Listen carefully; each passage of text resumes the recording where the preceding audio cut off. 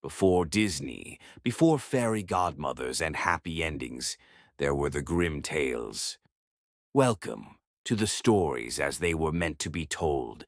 Today's tale is The Wolf and the Seven Young Kids. Once upon a time, there was an old goat. She had 7 little kids and loved them all, just as a mother loves her children. One day, she wanted to go into the woods to get some food, so she called all 7 to her and said, Children dear, I am going into the woods. Be on your guard for the wolf.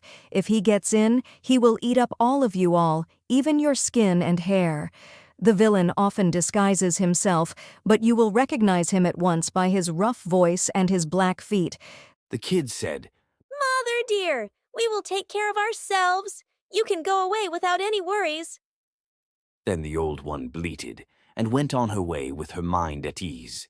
It was not long before someone knocked at the door and called out, "Open the door, children dear.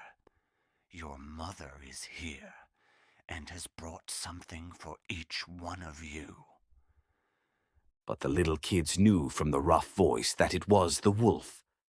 We will not open the door. They cried out. You are not our mother.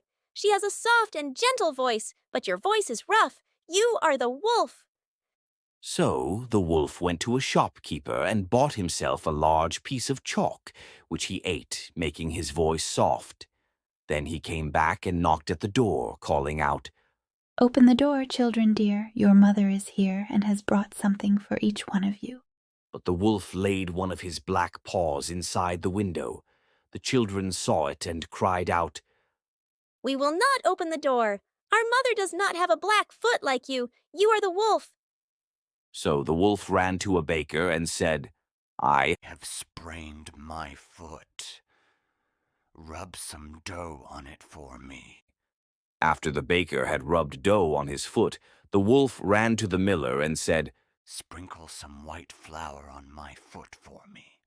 The miller thought, The wolf wants to deceive someone. and refused to do it. So the wolf said, "If you will not do it, I will eat you up." That frightened the miller, and he made his paw white for him. Yes, that is the way people are. Now the villain went for a third time to the door, knocked at it, and said, "Open the door for me, children.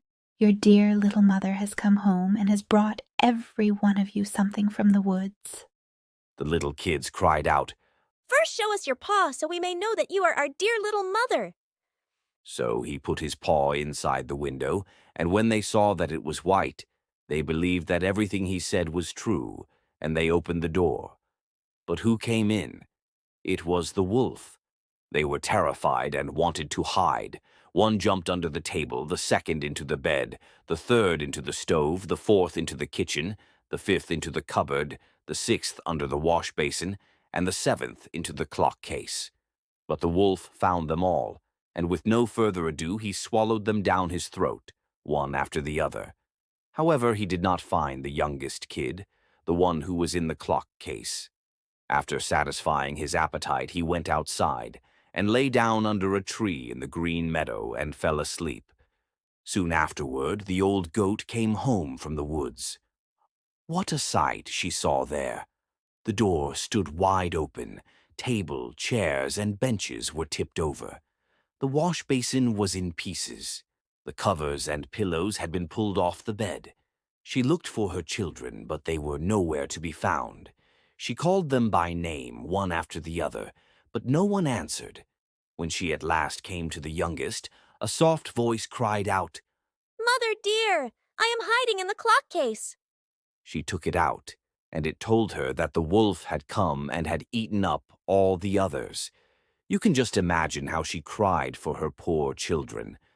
Finally, in her despair, she went outside, and the youngest kid ran with her. They came to the meadow, and there lay the wolf by the tree, snoring so loudly that the branches shook. She looked at him from all sides and saw that something was moving and jiggling inside his full belly. Good gracious! She thought. Is it possible that my poor children, whom he has swallowed down for his supper, can still be alive? The mother goat sent the kid home and to fetch scissors and a needle and thread, and then she cut open the monster's paunch. She had scarcely made one cut before a little kid stuck its head out, and as she continued to cut, one after the other, all 6 jumped out, and they were all still alive. They were not even hurt, for in his greed the monster had swallowed them down whole. How happy they were! They hugged their dear mother and jumped about like a tailor on his wedding day. But the mother said, Go now and look for some big stones. We will fill the godless beast's stomach with them while he is still asleep. The 7 kids quickly brought the stones, and they put as many of them into his stomach as it would hold. Then the mother hurriedly sewed him up again. He was not aware of anything and never once stirred. The wolf finally awoke and got up onto his legs. Because the stones in his stomach made him very thirsty, he wanted to go to a well and get a drink. But when he began to walk and to move about, the stones in his stomach knocked against each other and rattled. Then he cried out, What rumbles and tumbles inside of me? I thought it was kids, but it's stones that they be. When he got to the well and leaned over the water to drink, the heavy stones pulled him in, and he drowned miserably. When the 7 kids saw what had happened, they ran up and cried out, The wolf is dead! The wolf is dead! and with their mother they danced for joy around about the well. Thank you for joining us on this journey through the wolf and the 7 young kids. If you enjoyed this tale and wish to explore more original Grimm stories, please subscribe to our channel and dive into the rich world of classic fairy tales, where magic and morals intertwine.